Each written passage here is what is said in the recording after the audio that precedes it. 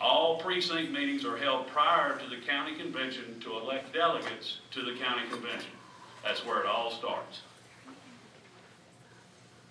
It's a real simple stair-step convention process. The one thing that's a little different or a little out of the straight step, everything goes from precinct meetings to county convention. The congressional district convention has a special operations part of it that we'll get into later. You don't have to attend your district convention to be a delegate to the state convention. That's where the county plan of organization becomes so important, because everything related to being a delegate either to a district or state convention has to do with your being involved at the precinct meetings and at your county convention. That's where all of that business is done. So as I said, if you miss that, you're behind. Actually, you're out. Precinct meetings. Every precinct meeting starts with a call to meeting, and every year before the county convention, the county chair calls the meeting of the precinct meetings. They have to provide 10 days of public notice in a widely circulated newspaper in the county. If you have multiple newspapers in the county, you may have to check various newspapers because they're actually only required to post it in a single newspaper. County I live in, we basically have a county newspaper. But you get into some of the counties with multiple municipalities and you may have 2 or 3 different, and I have heard from some friends across the state that certain establishment county party people may not pick what you would think to be the widest circulated newspaper in the county. And I know in 2 counties in particular where I have friends where they said that they know that that was done specifically to exclude Tea Party people from being involved in the precinct meeting. They figured we keep them out of the precinct meeting, they know that's back to the basics, part 1. If you're not involved in the precinct, you're not involved in the party. At the precinct meeting, you elect precinct officers.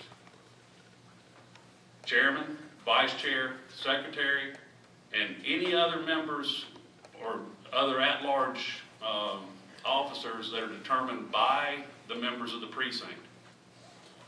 This has to be established prior to your county convention and has to be provided to the credentials committee of your county party. The other part of it is that you elect delegates and alternates.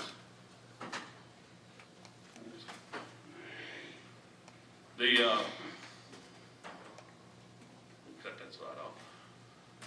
The way that every precinct is set up is that you elect a number of delegates directly related to the number of registered Republicans in your precinct. So if you're in a large, I live in one of the largest Republican precincts in my county. There's 1,700 registered Republicans. We can actually appoint 17 delegates and 17 alternates to the county convention.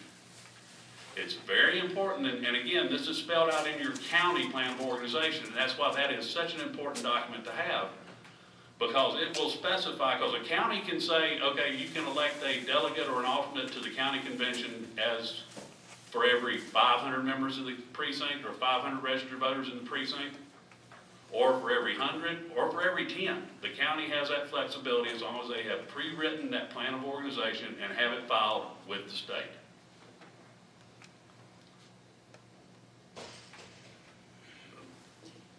Now, the next step, and this is again, I think, where the most business is done related to the Republican Party before it goes further. County convention.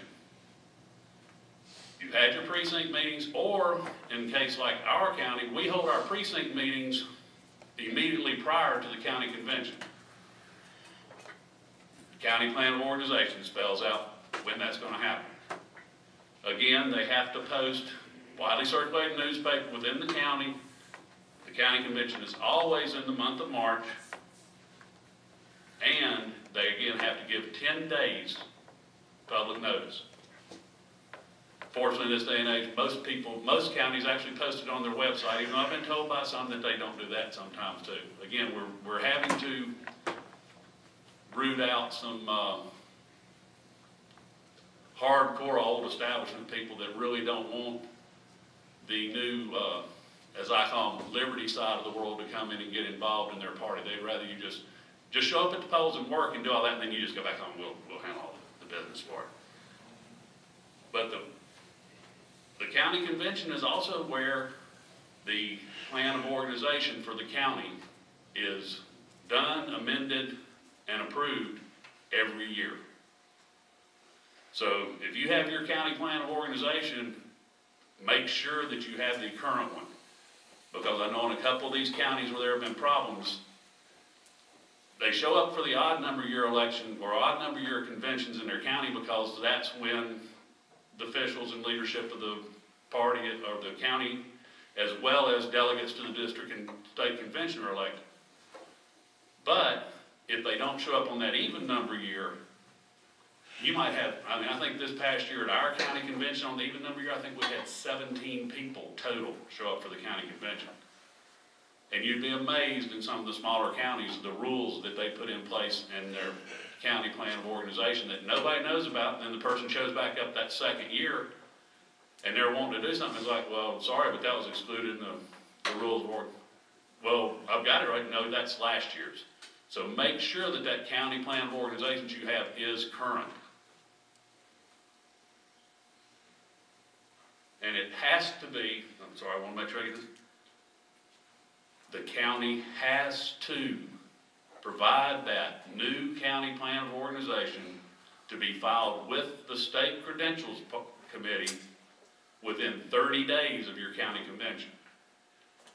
If it's not filed, if they can make as many changes as they want, but if it's not filed with the state credentials committee within 30 days, it reverts back to the previous plan of organization. And that sort of follows steps as you go up through the party. Now, at county conventions, you elect your county party officials. Chairman, vice chair, secretary, treasurer, and basically any other potential or any other officers within the county party that the membership of the county sees as needed. Going back to Scott's presentation on Robert's Rules of Order. All county conventions, unless they're amended in their county plan of organization, operate under Robert's Rules of Order. You as a member have the right to stand up and ask that there be a new officer position created in your county party. And it goes straight down the line of exactly what Scott explained earlier. The chair has to recognize you. You have the right to put the motion forward if it's seconded, and then it goes to a vote. So if you're looking at your county and you feel like there's a need that needs to be filled as a different officer, you have that right in your county convention to do so. Exactly. Parliamentarian. To be honest with you, I intend to put forth the plan at our county convention this year that we have a county webmaster as an official officer position for the county party. So many people now get their information online, and I don't know how many people go and look at your county GOP website, but when the calendar has the February 2011 meeting as the next upcoming event, you may have a problem. The other thing that happens at county convention that has always sort of been glossed over, and I don't even know if it was discussed at ours, and it will be this time, you elect a new executive committee every year, or excuse me, every other year. Unless your county plan of organization establishes a different design for your county executive committee. I've got friends in one particular county, and they have every former officer in their county convention automatically rolls over as a member of the executive committee. They have 114 people on their county executive committee. Well, they were having all this stuff ramrodded through, and all of a sudden one of them said, well, you know, actually, you never changed the plan of organization that says that it requires this percentage of the executive committee to be a quorum. So all of a sudden, I mean, they were basically trying to have a closed-door executive committee meeting with 8 members of the executive committee and not really telling a lot of people what was going on. And somebody finally called the question of we need to call for a quorum. And they were looked at like, well, what do you mean? Well, it says right here in the plan of organization that you have to have a minimum of 20% of the members of the executive committee to have a valid executive committee meeting. And they went back and actually removed, I'm trying to remember how many different new rules that had been done in a 2-year period were removed from their plan of organization as they were done, changes were made through from the county rules, because they were done without a quorum in executive committee meetings. So you need to look at, again, I keep emphasizing, this county plan of organization is crucial to how we become the people who are directly involved in operating the party. Again, if you're not on the inside, all you're doing is looking at a window and have no say. But by the state plan, the county executive committee is all of the officers that are elected at the county convention and at least 5 or more voters in addition to the officers.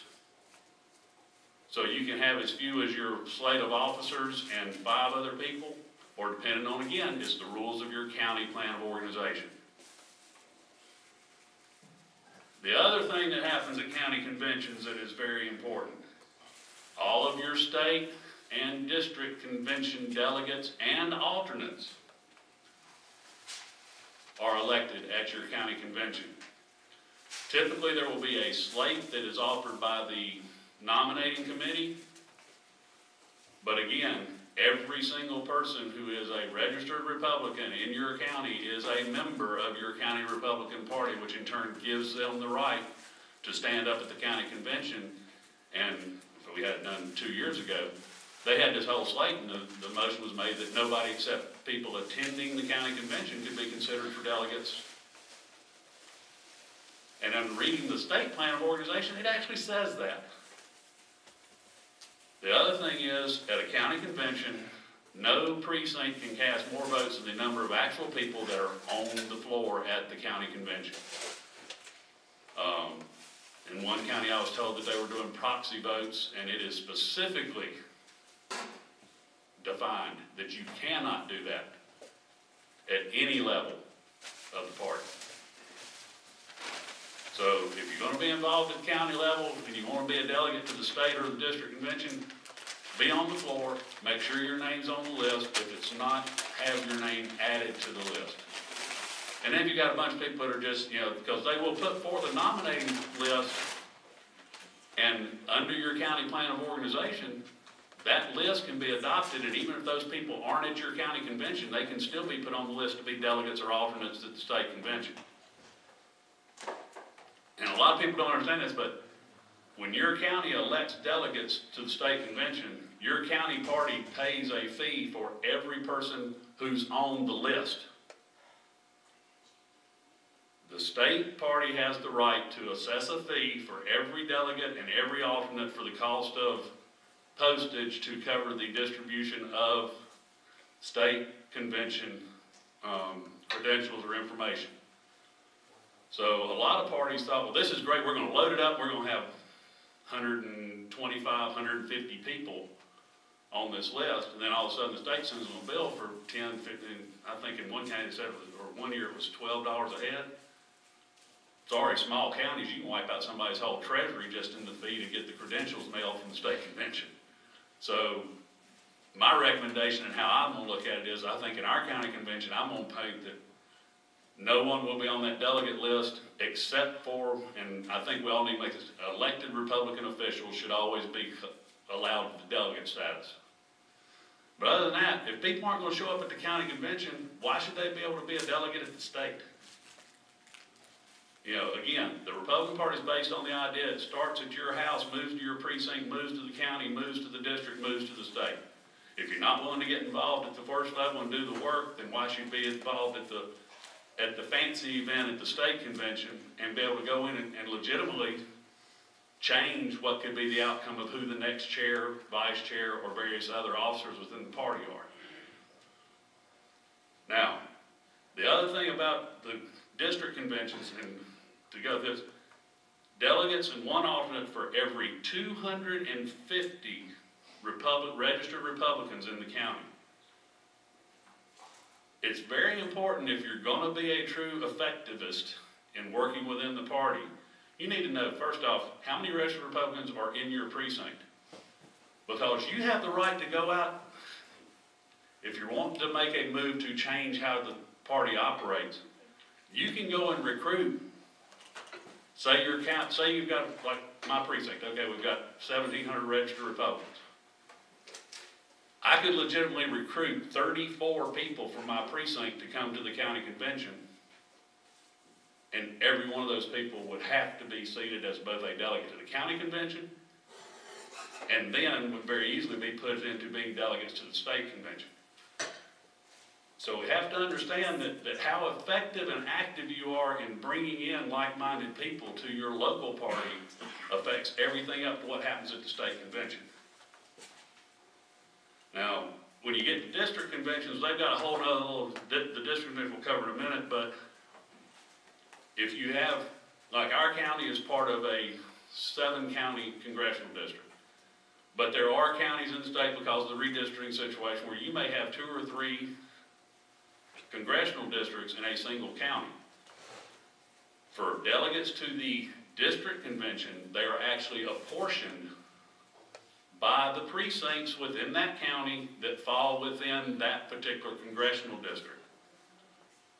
The other thing is, you have to be a resident. Any person who is elected as a delegate to their district convention has to live in that actual congressional district. The other point on county conventions is, of course, the credentials, and that is the chair and the secretary of the county executive committee. And in our county, it's not this way, but I know there are counties in the state where the county chair of the party is not the actual chair of the executive committee. I started doing some digging this, and folks, I don't know how anywhere near accurate any of the records at the state NCGOP are as far as credentials. And it's the thing that legitimately holds the whole plan of organization together, because if the credentials are not properly documented and submitted within timetables like the 30 days for your precinct or for your county plan of organization, they're not valid. So, and understanding how really well organized our state party is, this is something I think all of us might want to take a look at related to your records for your county, and also just do a little inquiry with the state. You know, the nice thing about it is there are things within the executive committee of, the executive committee of the state that they don't pertain financials and such. But when it comes to anything related to actual membership, everything that they've got is available in public record. So, you know, just remember that if you have a question about something being done in your county, all those credentials, county plan of organization, any changes, all your list of officers, the actual list of delegates that are elected to the state convention out of your county convention must be provided to the state party within 30 days. No, excuse me, 10 days following the county convention.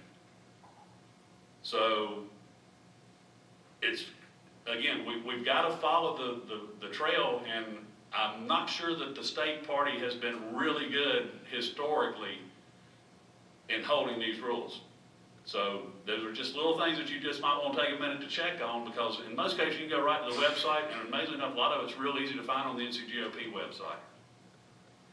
Now the next step in the convention, the other thing, the convention fee, and this is what I was talking about earlier.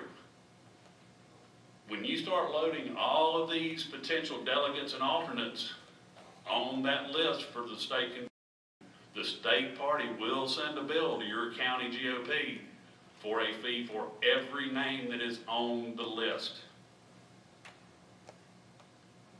And again, like I said, my feeling is if you can't show up at the county convention, you shouldn't be on the list as a delegate or an alternate unless you're an elected official.